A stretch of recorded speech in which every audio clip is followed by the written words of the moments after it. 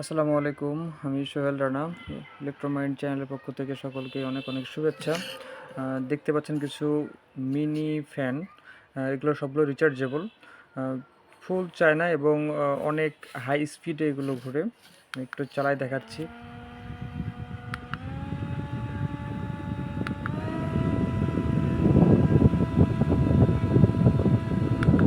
এগুলো প্রত্যেকটারই খুবই স্পিড, দেখতে পাচ্ছেন যথেষ্ট স্পিড। এগুলো ফুল চায়না।